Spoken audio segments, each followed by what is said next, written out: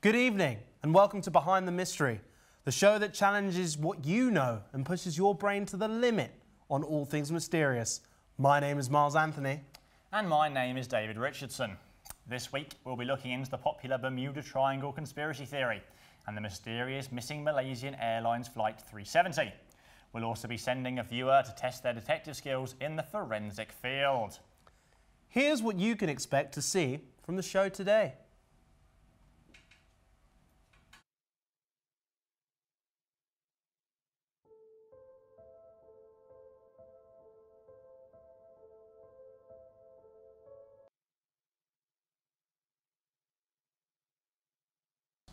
Flight 370 was one of 2 daily flights to travel between Kuala Lumpur, Malaysia and Beijing, China.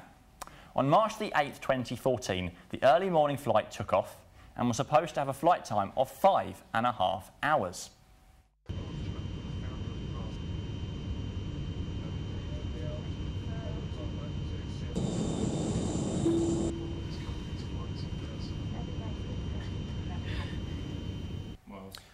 The plane in question had enough fuel to last over 7.5 hours, meaning it would have had more than enough time to divert in case of emergency. The pilot, Zahari Ahmad Shah, had worked for Malaysian Airlines since 1981 and had over 18,000 hours of flight experience. Flight 370 had a total of 227 passengers on board. The last verbal contact anybody had with somebody on the flight occurred 37 minutes after takeoff. After this, the plane's transponder stopped working and the flight no longer appeared on radio screens of local stations. Due to clear skies, it can only be assumed the transponder was manually turned off. Despite this, military radar was still able to track the plane. It had begun to take a new route and a series of random turns. The last known location is that the plane was flying over the Indian Ocean, northwest of Malaysia. Satellite data suggests the plane continued to fly for at least 5 hours. However, all contact was lost. It is assumed by many that a crash had taken place.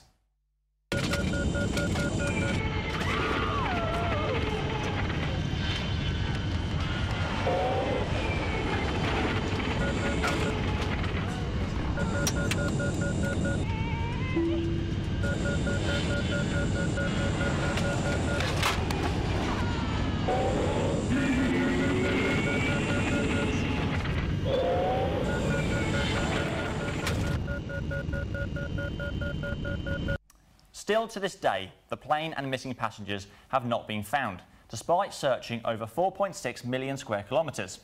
In 2015, a small amount of debris was found and it was assumed to be from the wing of Flight 370. However, this is all that was found. In 2017, unfortunately, the search was ended. What do you think about this mystery? Will we ever find the missing flight? Or is there a cover-up taking place? Let us know your thoughts by tweeting us at _BTM show. Continuing on from last week, where we discussed the origins of the Mandela effect, a phenomenon that has become huge within media over the past few years. This week, we will be discussing a whole new set of theories that the internet has spotted. Like the fact that a lot of people distinctly recall the intro to Disney movies, being one where the character Tinkerbell from Peter Pan flies across the screen, drawing out the word Disney and dotting the letter I with her wand. While there are many intros such as this one, Tinkerbell never actually draws the word Disney.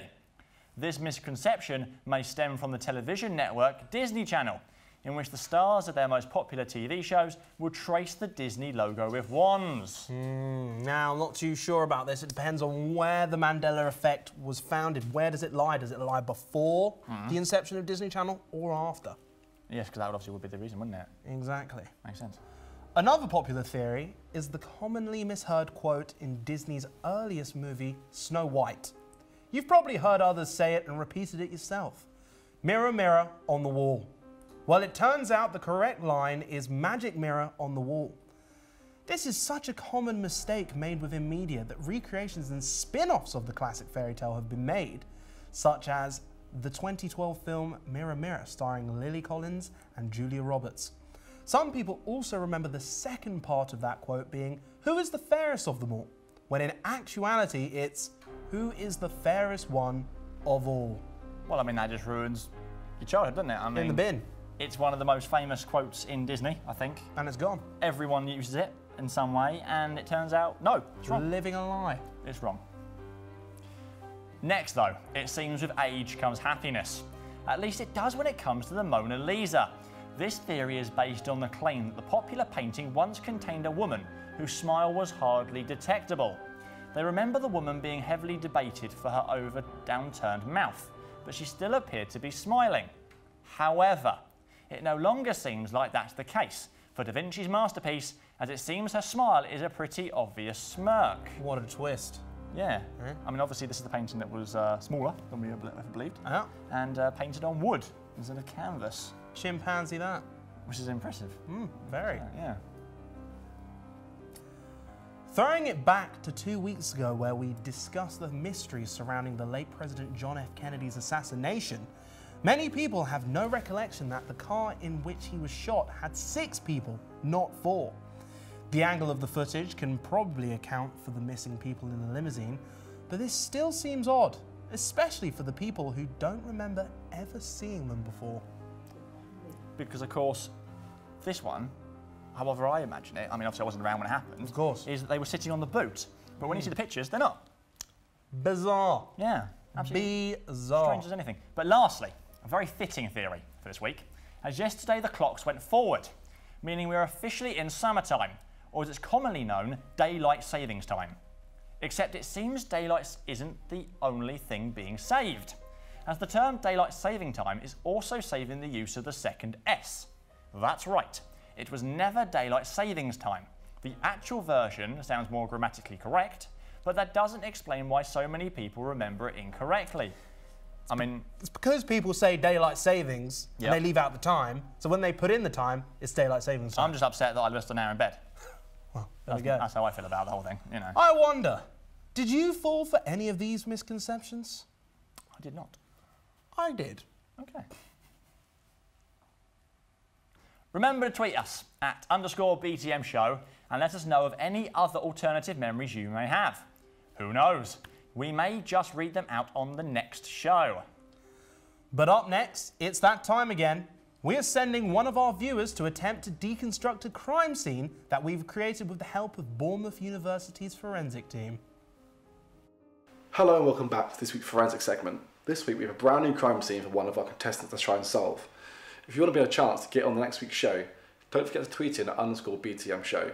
Now, without further ado, let's get on with today's show and meet this week's contestant. So, today's guest is... Do you want to introduce yourself? Hi, I'm Brandon. So Brandon was tweeted in for last week's show, and here he is on today's show. So, Brandon, before I let you into the scene, I just wear these gloves for us. These gloves mean that if you do touch anything around the scene, you don't contaminate any evidence. Also, what I'd like to do is when you're around the scene, if you have a chance to bump into anything or generally touch any of the evidence or scenery, I'd just like to look, and then eventually I'll ask you what you think might have happened. And when you've gathered enough evidence, you can sort of make an educated guess at what happened. Okay, so Brandon, what are your first impressions? Yeah, the room's quite messy. The sofa's obviously turned over, doesn't look like it's meant to be. A lot of stuff scattered everywhere. Do I see a bit of blood on the side there as well? Okay. So, first and foremost, why do you think this sofa could be overturned? Not sure. It looks like maybe someone could have been sat there and like being caught by surprise or something, caught off guard, and it's like either being knocked back or somebody's forcibly caused it to be put that way. Okay, that's a good perception. Okay, so the sofa cushions, what do you think they could mean?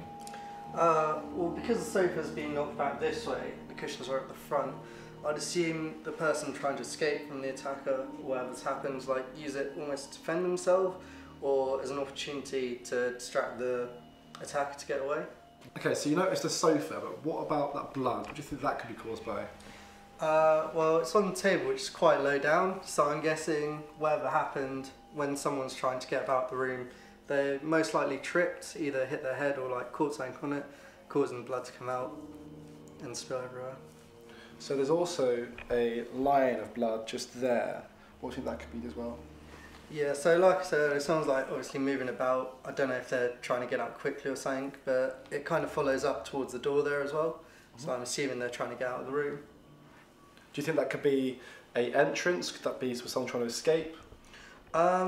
Based on the sofa and the way the blood's going, I'd assume they're trying to escape from something or get away from whatever was occurring in here. Okay, Brandon, so the fact there's a blood but no body, what does that suggest? My assumption would be that someone's either tried to escape the room or they've been taken away by whoever the attacker was. It's kind of hard to tell by which way, but based on the blood direction, they've definitely gone outside from it. Do you think the door was an escape route or do you think that was an entrance? Based on the blood being on the door frame, I'd say that they tried to escape that way. So I'd assume the attacker was already in the room at the time. Okay, interesting. Okay, so Brandon, so now you've looked at everything in the scene, could you tell us what you think might have happened?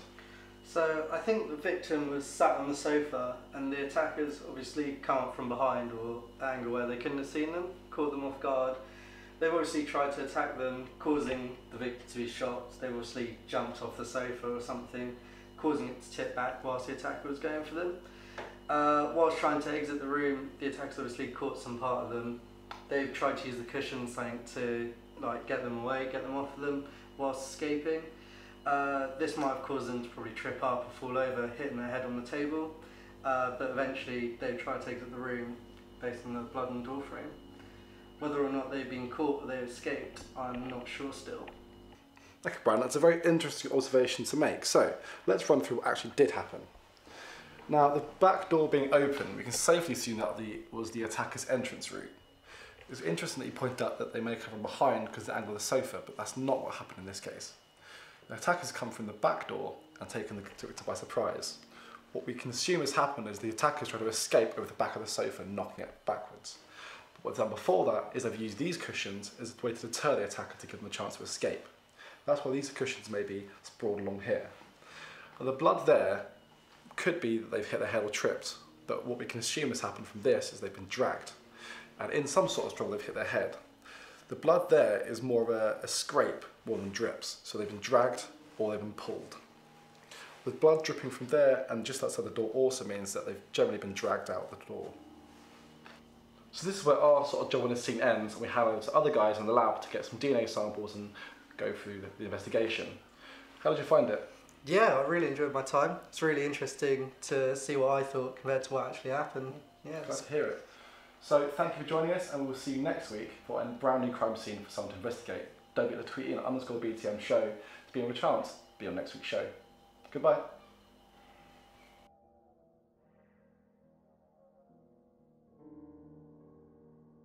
On today's show, we have spoken about the missing Malaysian Airlines Flight 370, but that's not the only time mysterious disappearances have occurred. The Bermuda Triangle, also known as the Devil's Triangle or Hurricane Alley, is a large area in the Atlantic Ocean between Florida, Bermuda and Puerto Rico. Over history, several aircrafts and ships have disappeared within the perimeters of the Bermuda Triangle under mysterious circumstances and without a trace. In the few cases where wrecks could be found, the crew had vanished, and such incidents have been happening for centuries. More than 1,000 ships and planes have disappeared in the area over the past 5 centuries, and such mysterious incidences on the Atlantic continue to take place even at present. So, is it all just a coincidence, or is there something bigger at work here? Today we are joined by Abby to discuss the Bermuda Triangle's mysterious disappearances. Hi Abby. Hello. Could you give us a breakdown on this conspiracy theory? Okay, I'll give it a go. So, although cases are reported from around about 1872 onwards until like today, it wasn't actually publicised until about 1952 in a magazine called Fate. Right. So that's when everybody started making all these big theories and wondering where the ships, the planes and the people were going. So obviously there'd been a fair few of these disappearances. But Obviously. that's Quite when a they start few. joining the dots Exactly. together. Wondering, if all these things have happened, Triangle. then... Triangle, Yeah. exactly. There you go. Right, okay. So, I mean, you've got 1945, I believe, isn't there? One. Yep. Was it two in 1945, is that right? 2 in 1945, Two, right. July and December. So. Right, okay. Wow. And these were passenger planes, were they? I mean, what sort of planes were these? Yeah, they were planes. One was the Avenger planes in Flight 19. Right. Took off from the US. They went through and then they just went missing. Went missing, right, Yeah. okay. That and then is scary. we've got 1948 Star Tiger, 6 Yep. crew, 27 passengers. We've got 1948, 3 crew, 36 passengers. 1872. I mean, Dates that far back. Yeah, exactly. Mary Celeste. Yes, Could Mary you tell us a Celeste. bit about that? Okay, so it was in 1872, in December. They found the ship. They think it was about 2 days afterwards, after what happened. The ship was completely fine though. There was no crew on board, but the ship was fine. There was about 3 feet of water in the bridge, but apart from that, completely fine. They towed it and everything, and they rescued the ship. Food was still on board. Wow. so Just 3 the ship. foot, 3 foot in the bilge, Yep. and the food was there, ready to be eaten, but no one there. Sorry, No one David. there. I mean, that is mysterious. So mysterious, I think it deserves to go on the mystery board. Ah, the mystery Okay. board. Good to have him back, good to have him back. Okay, so As you were saying. as we were saying, obviously, but there are more recent Yeah. issues, I believe. 2017. 2017. We've 2 in got 2017. Turkish Airline 183, Yep. changing direction due to mechanical issues, I believe. And then a private aircraft in May of that year, also going missing, but that wreckage was found 2 days later on a beach, Yeah. which obviously is, One of the only Concerning. wreckages they found. but also concerning. Concerning. That Yes. even in 2017, 2018, 2019, we're still having these disappearances of these planes, even with all the No one technology knows. we've got nowadays. Now, obviously, there are theories. Yeah, I believe, there are to many these, theories. One aren't is there? that there's methane gas. Right. That's under the seabed and it comes up and it disturbs the waves and the clouds and everything. And then there's one about the hexagonal clouds, Right. which are taking down the planes. And Right. that's where they're going. Because obviously the ocean's huge. Yep. So if a plane goes down, you're not necessarily going to find, That's true. because the Titanic is so far down. Yeah. Yeah. Like, No, that makes sense. That so makes that's sense. that's where they could be going. Of course, there is my favourite theory. Oh God, here we go. Wormholes and interdimensional portals, which I think is a genius one here. Oh, Genius. It's a theory. That's what I'm going to say. I'm not going to say it's a great theory. Are you not a fan of this theory? I'm not. I'm more of a So in your own opinion, science, this is not logic. something you don't agree with? No, things don't just go missing. People don't just go missing. I mean, it seems as if they are, but there's always a logical reason. Whether we found that reason yet or not doesn't necessarily but the mean... logical reason here is a triangle. Yes. Disappearing things. Yeah, but that is could be to do with the methane gases. And and nobody stuff. has come out of this triangle, And hexagonal. Yet. so nobody can give me any information about what's in this triangle. So for all we know, it could be wormhole or interdimensional. It could be, but very unlikely. In my opinion, very unlikely. But never be able to prove it. So that is Yeah. that is interesting. Unfortunately, that is literally all we have time for today. Thank you so much for joining us today, Abby. Thank you for having me. You've made some really interesting points there. So what did you think? Do you think you have uncovered the truth about the Bermuda Triangle? Or are you a believer of the supernatural? Tweet us at _BTM show and let us know your thoughts.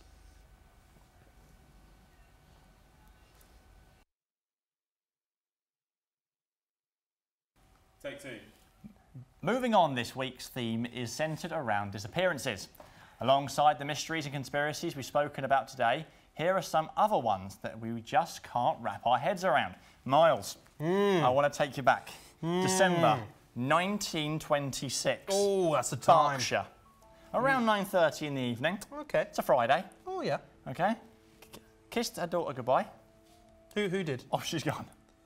Agatha Christie. Agatha Christie. Right. Agatha Christie. Okay, I get it. Okay, she's gone. She's gone. 11 days later, she was found. But missing for 11 days. 11 days. 11 days. Not 10. No, 11, right? They've called in thousands of policemen. The first ever aeroplane searching for her. Wow. Biggest manhunt, woman hunt, you know, ever. Hunt. Sir Conan Doyle, Arthur himself, is called in, the Sherlock Holmes writer, to help out. Wow. Yeah, there are theories going all around. Sounds like a mystery. Yeah, this is big ones. I mean, her car is found 2 days later. Oh. Yeah, Newlands Corner in Guildford. Of all the places. Right, very near there is a place called the Silent Pool. People believe she's drowned herself. Some people think, no, it's to do with her book. She's doing an advertising campaign, and it's a bit of a mess about, a bit of a joke. You know how it works, right? Yeah. Others think she's been murdered by a husband who's a philanderer and has got a mistress. Oh, spicy. But she's found. Really? Yep, 11 days later, as I said before, 11 days. Yeah. In Harrogate, at a hotel spa, signed in under the name of his mistress. Wow. Yeah. Who knew there were so many mysterious disappearances? Hopefully we'll get some answers to them one day. Well, that's all we have time for on themed mysteries. But before we wrap up, let's have a look at what you had to say about last week's episode. Now, in this segment, we give our viewers the chance to showcase their thoughts from our previous episodes on the show. Let's take a look at what you've had to say. We asked, do you think the government is using artificial intelligence to spy on us? 56% of our audience say yes, and 44% say no. Wow. We also asked our viewers on social media if they have any conspiracies they would like to know more about. CM Tanyu says, why do the walls have eyes? Why do they have eyes? I mean, I thought they had ears. What a strange thing to say. That is quite an odd thing to say, but thank you, nonetheless. Emma Howsams wants to know more about what happened to Eliza Lamb. Lamb. She ended up in a water tank. That's what happened to her. Oh. I suppose how, that is a mystery we're going to get to another time. But it is terrifying as you can see her literally being guided by a spirit to her demise. Wow. Which is shocking stuff. Abby X. Allen asks about the mystery of D.B. Cooper. Oh, we love a bit of DB. Yeah. DBC, some people, as the cool kids like to call him. What did DB say? He is the villain who held up a whole airplane with a suitcase which he just said, oh, there's a bomb in it. No one questioned him. Wow. And he took about $1 million worth at the time and then just jumped out the plane, never to be seen again. Okay. Amazing. Jacob Baker, 98, is curious about the Rothschild family. The Rothschilds, eh? How about them, the Red Shield? They're a crazy bunch. Assuming that apparently they have a net worth of $3 trillion. Wouldn't mind some of that. Which is insane. That is crazy. Thank you for your tweets, and if you want the chance to voice your opinions and theories, then make sure you tweet us as your thoughts on this week's show.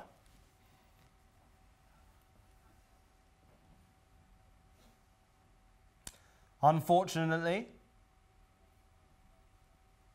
that's all we have time for this week. What was your favourite part of the show?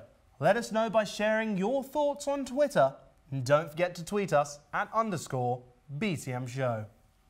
And if you can't wait until next week, take a look at our Instagram to see some exclusive behind the scenes of Behind the Mystery. Make sure you use our hashtags on the screen if you'd like to take part in our show. Now, that's it for today. We will see you in 3 weeks, where we will be discussing all things paranormal. And as always, we will bring you a new crime scene to investigate. So have a fantastic Easter.